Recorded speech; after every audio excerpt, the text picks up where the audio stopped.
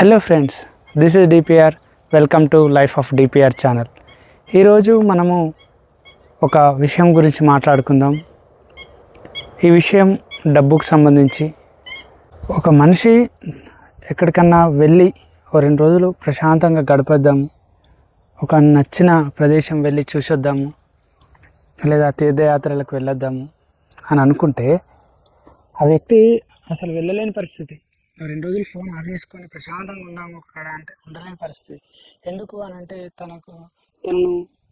తన ఏవైతే అప్పులు ఉంటాయో, అప్పులు కావచ్చు, కుటుంబ బాధ్యతలు కావచ్చు, కూర్చుంటే నడవదు, వెళ్ళు అని తరుముతుంటాయి.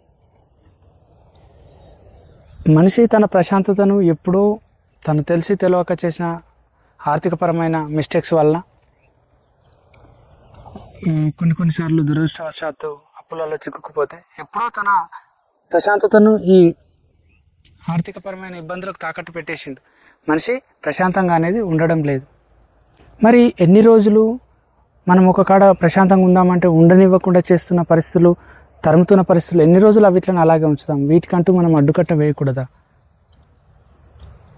ఈ ఆర్థిక బాధల నుంచి గడ్డెక్కి ప్రశాంతమైన జీవితం ఎందుకు గడపద్దు అనేది ఈరోజు టాపిక్.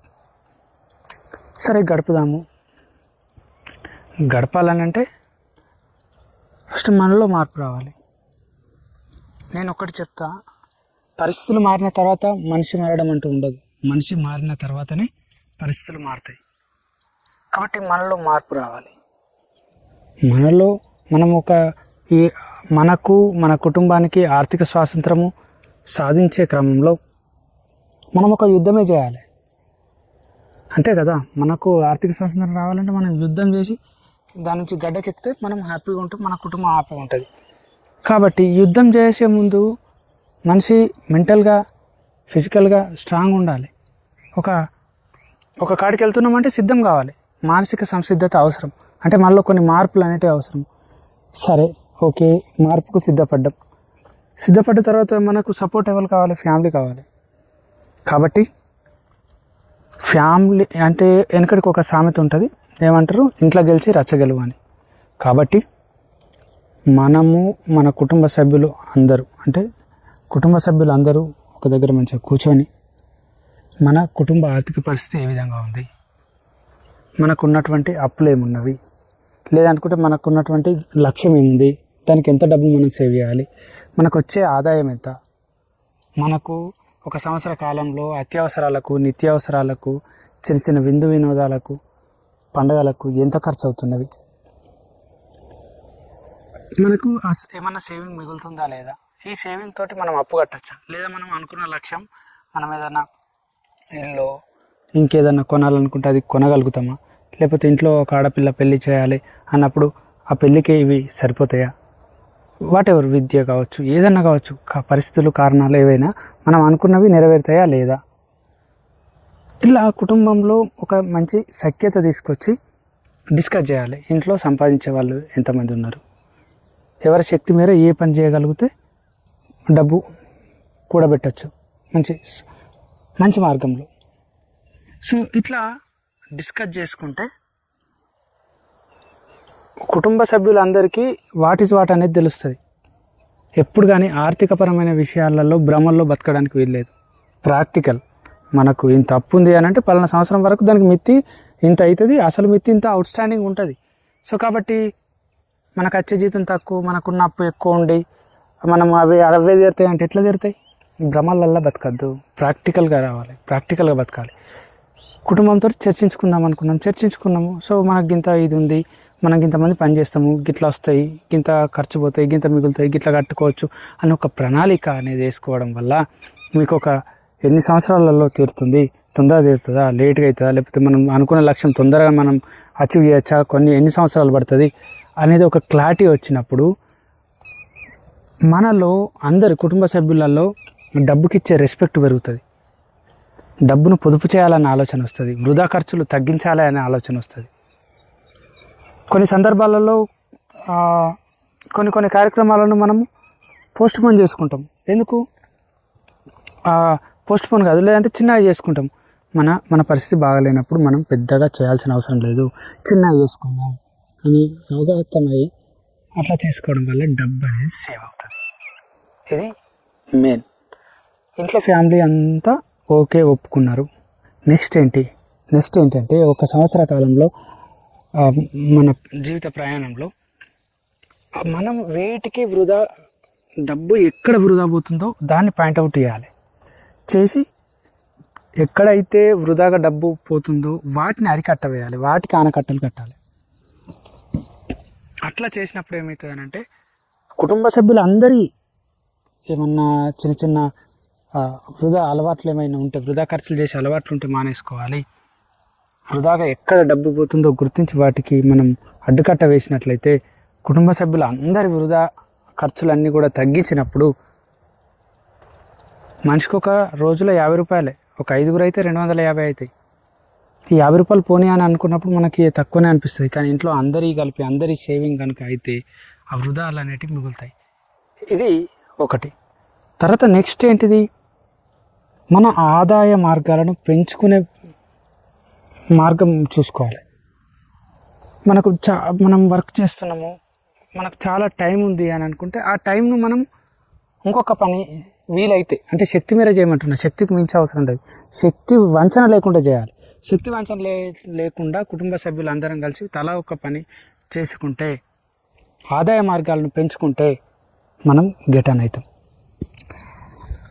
అయితే అప్పులలో ఉన్నోళ్ళు మాత్రం అతి జాగ్రత్తగా నిర్ణయాలు తీసుకోవాలి. తీసుకున్న నిర్ణయాలు చాలా తెలివిగా తీసుకోవాలి. కొంచెం లేట్ అయినా మంచిదే, కానీ మంచి నిర్ణయాలు తీసుకోవాలి. ఇక్కడ ఒక సామెత గుర్తొస్తుంది, లేట్ అయినా అంటే ఆలస్యం అమృతం విషయం. కరెక్టే, కానీ ఒకసారి అప్పుల్లో కూరుకుపోయిన వ్యక్తి మళ్ళీ అనాలోచిత నిర్ణయాలు తీసుకొని మళ్ళీ అధపాతాలానికి పడిపోతే చేయి అందించే వాళ్ళు వారికి వారు లేద్దామన్న లెవెలైన పరిస్థితి అవుతుంది. కాబట్టి జాగ్రత్తగా నిర్ణయాలను తీసుకోవాలి. ఈ మనం వెళ్తున్న క్రమంలో మనం ఒక చేప అనుకున్నప్పుడు మనకు ఎన్నో ఎరలు మనం వెళ్తున్న క్రమంలో మనకు కనిపిస్తుంటాయి మన జీవిత ప్రయాణంలో. అవేంటి, ఈజీ మనీ అని చెప్పేసి, MLM కంపెనీలు అని చెప్పి, ఇట్లా మోసపూరితమైన ప్రకటనలు కావచ్చు, ఆన్లైన్ బెట్టింగ్లు కావచ్చు, ఇలా అనేకమైనవి ఈజీ మనీకి మనల్ని అట్రాక్ట్ చేస్తాయి. మిత్రమా, గుర్తుంచుకోవాలి ఏంటంటే మనం ఈజీ మనీతోటి కాదు, మనం కష్టం చేయాలి. కష్టం మనం చేసే పనికి ప్రతిఫలంగా వచ్చేది అయి ఉండాలి. తెలివిగా పని చేయవు, స్మార్ట్గా పని చేయవు.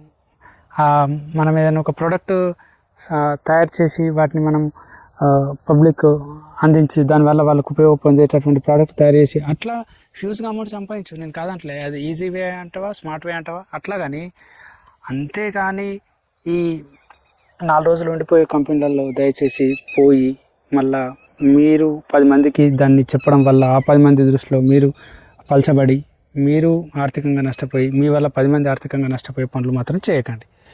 ఇది ఒకటి. తర్వాత మనము వీరిలా ప్రవర్తించవద్దు, వీరిలా ఉండవద్దు, వీరి దగ్గరికి పోవద్దు, వీరిని దగ్గరికి రానియద్దు. ఎవరు వీరు? వీరే దావత్ బ్యాచ్. మన డే టు డే లైఫ్లో ప్రతిదానికి దావత్ అడిగే బ్యాచ్ ఉంటారు. అట్లా వారి వలన ఇతరులకు చాలా ఇబ్బంది. ఏంది, మనం సపోజ్ మన కుటుంబ ఆర్థిక పరిస్థితి మంచిగా లేదు, మనం గడ్డకెక్కే అన్ని రోజులు మనం మన ఇంట్లో మన బర్త్డే సెలబ్రేషన్స్ ఉన్నాయి అనుకుందాం, వీటిని వాయిదా మీన్స్ అసలు ఆ బర్త్డే రోజు ఇంట్లో విషయం చెప్పేసుకొని డే టు డే లైఫ్ కొనసాగిస్తే అయిపోతుంది కదా. దీనికి మనము ఆ బర్త్డే సెలబ్రేషన్ చేసుకున్నాడు దేనికి? అట్లా దీనికి మనం మన బర్త్డే అని చెప్పి షోప్టాప్ చేస్తే 10 మంది అడుగుతారు. అడిగినప్పుడు నీకు అనవసరంగా వృధా ఖర్చు అయిపోదా? నిజంగా నువ్వు మంచిగా సంతోషంగా ఉండి ఆనందంగా ఉండి నీ డబ్బు 10 మందికి ఖర్చు పెట్టినా నీ డబ్బు తరగదు అన్నప్పుడు నువ్వు యూ కెన్ ఎంజాయ్. కానీ కాకపోతే మనమే అప్పులలో ఉండి మనం హంగు ఆర్బాటాలకు పోవడం ఎంతవరకు కరెక్ట్? విలాసాలకు పోవడం, OTT ఛానల్స్ కావచ్చు, సబ్స్క్రిప్షన్స్ కావచ్చు, ఖరీదైన లగ్జరీ వస్తువులు కావచ్చు, అనవసరమైన టూర్లు, ఇవన్నీ కూడా మన పరిస్థితి చక్కబడే వరకు వీటిని అన్నిట్లను పక్కకు పెట్టేసేయాలి. సో నేనేమంటున్నా, ఈ దావత్ బ్యాచ్ లెక్క మనం కూడా వాళ్ళ లెక్క బిహేవ్ చేయొద్దు. మనం ఇతరులను ఇబ్బంది పెట్టి నాకు దావత్ కావాలి, ఇయ్యు నువ్వు అది జరిగిందిగా ఇది అది కాదు. ఒకటి చెప్తా, మన జీవితంలో మనం ఒక మంచి అచీవ్మెంట్ సాధించినాము, దానివల్ల మనకు ఒక పట్టరాని సంతోషం కలిగింది, దీన్ని 10 మందికి పంచుకోవాలి అని అనుకున్నప్పుడు ఆ 10 మంది ఎవరు? నీ జీవితంలో నీ జీవితాన్ని మంచిగా నువ్వు ఒక మంచి ఎదగాలని ఆశించేవారిని, నీ జీవితంలో నువ్వు అభివృద్ధి చెందే క్రమంలో నీకెవరైతే ఆర్థికంగా కావచ్చు, మాటల పరంగా కావచ్చు, నీకు నువ్వు ప్రోత్సహించే వారికి, నీ కష్టాల్లో తోడుండే వారిని పిలుచుకొని, నీ స్నేహితులను, నీకు కావాల్సిన వాళ్ళని పిలుచుకొని వాళ్ళకు నువ్వు ఇయ్యు. అది కూడా నీ శక్తి మేర. నిన్ను వాళ్ళు నీ మంచి కోరుకుంటున్నారు అని అంటే, నీకు ఆర్థికంగా కానీ మాట సాయం కానీ ఏదో ఒక విధంగా నిన్ను ప్రోత్సహిస్తున్నారు, నీ అభివృద్ధి కోరుకుంటున్నారు అంటే నువ్వు వారికి ఇచ్చేది తులసి అయినా పత్రి అయినా ఏదైనా వాళ్ళు అర్థం చేసుకుంటారు. అటువంటి వారిని నువ్వేం తక్కువ చేయవు, నేను కాదనట్లేదు. కానీ మన స్తోమతకు తగ్గట్టుగా మనకు ఎంతైతే అంత. ఒక చిన్న అచీవ్మెంట్ జరిగింది, వాళ్ళు దగ్గరలో ఉన్నారు, ఒక కూల్ డ్రింక్ తోటి సరిపెట్టినవు, వాళ్ళు హ్యాపీగానే ఫీల్ అవుతారు. ఎందుకంటే వాళ్ళు నీ మంచి కోరుకునేటోళ్ళు. ఒక మంచి జరిగింది, మంచిగా వంట చేసినవు, ఇంకా ఇతరతర తీసుకొచ్చినవు, వాళ్ళకి మంచి ట్రీట్ ఇచ్చినవు, సంతోషపడతారు. కానీ అది కూడా మనము బాధపడుతూ ఇచ్చేది దావత్ కాదు. మన సంతోషంగా, మన ఇష్టపూర్వకంగా మనం ఎంతైతే ఇవ్వాలనుకుంటున్నామో అంత ఇచ్చినప్పుడు మనకు తృప్తి, వారికి గౌరవం, మర్యాద. సో ఇంతవరకు ఉండాలి, ఇది మెయిన్. ఇంకొకటి మిత్రులారా, ఆర్థికంగా మనం డిస్టర్బ్ అయినప్పుడు ఎవరైనా సరే జీరో నుంచి హీరో అవ్వడం ఈజీ. కొంచెం ఎఫర్ట్ పెడితే జీరో నుంచి హీరో కావచ్చు. కానీ మైనస్లు ఉన్న వ్యక్తి జీరోకి రావడమే కష్టం. జీరో నుంచి మళ్ళీ హీరో అవ్వడం మళ్ళీ ఒక టాస్క్. అంటే జీరో నుంచి హీరో అయ్యే వ్యక్తి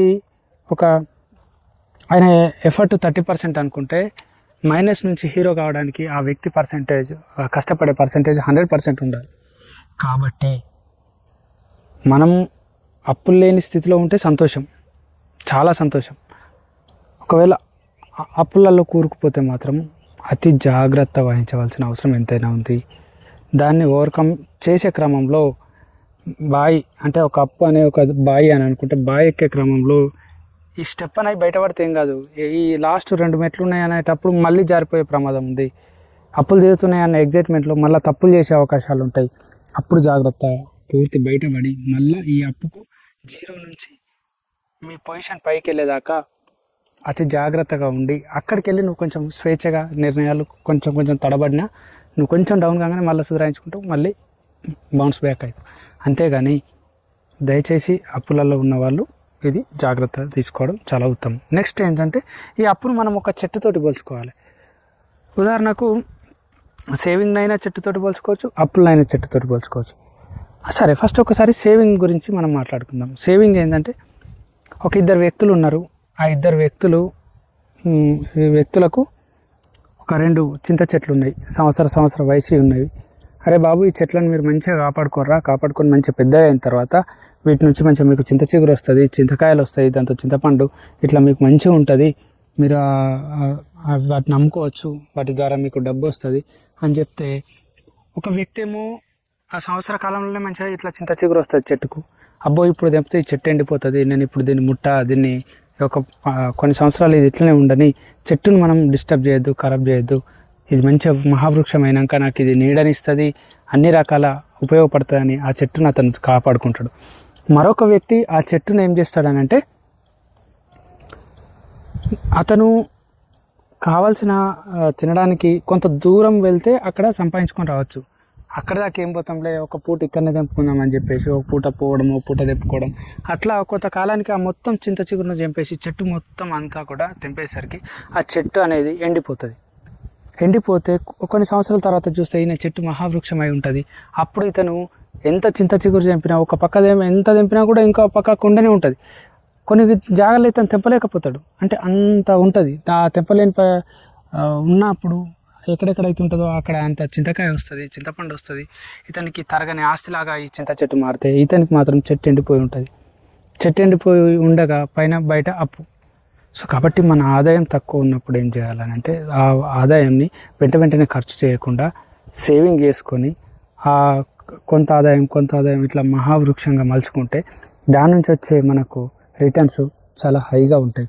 కాబట్టి ఈ మన సంపాదన అనే చెట్టును మొదట్లో ఖర్చు చేయకుండా అతి తక్కువ ఖర్చు చేసుకుంటూ మన సంపదను పెంచుకోవాలి. సేవింగ్ను పెంచుకుంటూ ఖర్చు తక్కువ చేసుకొని, సేవింగ్ అనేది మనకు బాగా మన అసెట్, ఇక మనం ఖర్చు పెట్టినా తరగదు అన్నప్పుడు మనం అప్పుడు ఖర్చు పెట్టడానికి అర్హులం.